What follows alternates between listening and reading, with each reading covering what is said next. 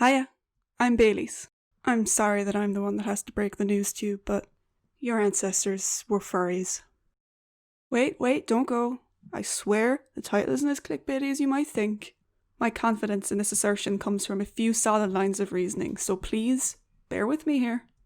First, I've got to define what I'm calling a furry and anthropomorphism. Furries are people who enjoy anthropomorphic animals, tend to relate more to media that has them, and are comfortable calling themselves a furry. Broad, I know.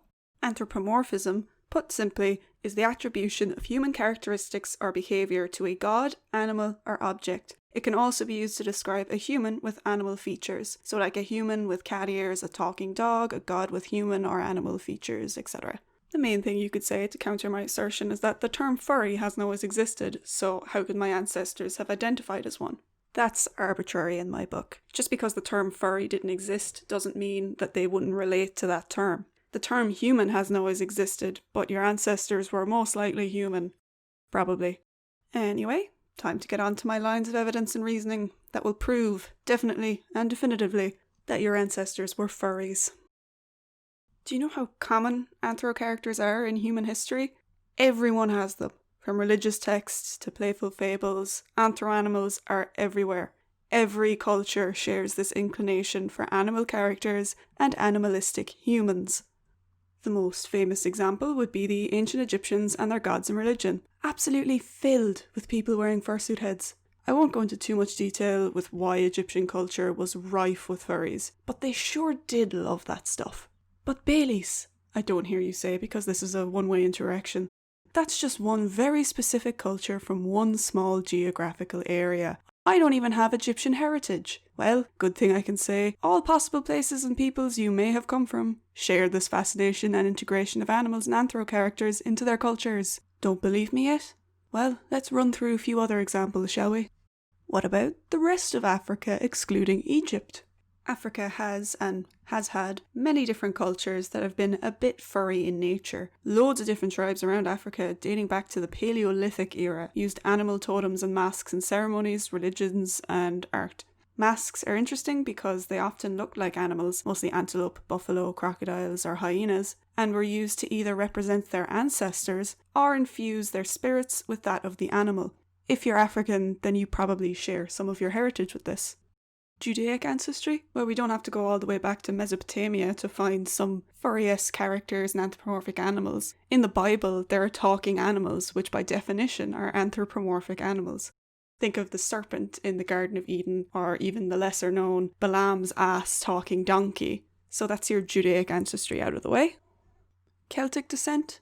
Well, the Fae and werewolf mythos is pretty furry. My favourite Irish werewolf story is that of the surrounding mythos around the clan of Mactira. They were a real clan in the 1800s that were a rebel group in Leinster fighting against the English. They hid mostly in forests and apparently ambushed their enemies alongside wolves. These wolves were most likely large hounds or wolf-dog hybrids, but they made an impression. They played into the whole werewolf mythos already present in Ireland, wearing wolf skins and having their symbol as a wolf. They are often cited as the source of many werewolf myths and stories from that time period, but they were by no means the only source of the werewolf mythos in Ireland, only the most well documented given the time period and enemy. To be fair, LARPing as wolves while dressed as them sounds pretty furry, and they definitely were not the first in Ireland or even other Celtic nations like Scotland and mainland Europe to do so. Yeah, Celtic descendants share this history. Sticking to Europe, Celtic, Roman and Viking cultures also wore animal heads and pelts during war and certain ceremonies. The most popular battle sonas were bears, lions and, of course, wolves.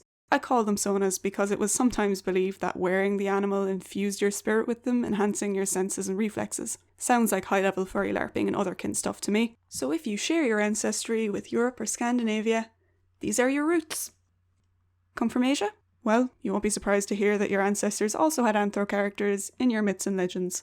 Musalinda the Naga in Buddhism, talking magical dragons in China, and most Asian cultures really. Yokai in Japan, Ganesha in Hinduism, just to name a few anthropomorphized gods, mystical beings and such in Asian cultures. Moving on to the Americas, in many, if not all, Native American cultures, animals hold significant spiritual meaning. The animals that are important to their cultures varies across tribes. In some tribes, a person is given a spirit guide or totem animal that both represents and guides them through life. During certain ceremonies, the shaman and other members of the tribe would wear things that represent the totem animals. Myths and legends are often told using animal characters or have animals play a significant role in the story. Totem poles often represent what animals the people who made it hold as significant to them and their people. It wasn't just in North America. This reverence for animals was also shared in Central America and South America. Take the Aztecs, for example. One of their most important gods was Quetzalcoatl, a giant rattlesnake macaw dragon who talked and was a vision of wisdom for their people. So North and South America both have this anthro trend in their cultures. Oceanian cultures also held animals in high regard. Like the Aboriginals of Australia, many of their gods or sacred characters in myths and legends were animals or had animal traits. Actually, many of their gods were mythical reptiles that were most likely inspired by Australia's impressive native reptile fauna. What I'm trying to get at here is that no matter what culture you look at from anywhere in the world, from any time period, people are fascinated by animals and love putting them in their stories and legends. It appears to be an innate thing humans do culturally. Our oldest known sculpture is a lion priestess from 40,000 years ago found in Germany. A literal anthro character carved from mammoth ivory. That's kind of furry. Also, have you ever noticed how cave paintings never seem to do detailed depictions of humans, only animals? Some of the artwork is so detailed that they accurately represent what long extinct animals like the giant elk, European lion and woolly rhino looked like. Avoiding drawing humans in any detailed way and hyper-fixating on drawing animals, that sounds like a furry artist. Well, if you're not convinced by the overwhelming historical prevalence for human fascination with animals, I will now build up to the ultimate evidence that your ancestors were furries. It is estimated that every 1 in 2 to 5,000 people, depending on who you source, are open furries today worldwide. Given the fascination with animals and anthro characters in ancient humans, we can come to the agreement that at least a few ancient humans, if we brought them to the present and they understood furry culture, would have been able to describe themselves as furries. But how can I prove that your ancestors in particular, dear viewer, were furries? Simple. Human family trees and the human genetic bottleneck. Humans are inbred to heck. This is mainly due to the hardships our ancestors faced. This limited breeding pool means you only need to go back 100 generations or a mere 3,000-ish years before we all share a close common ancestor.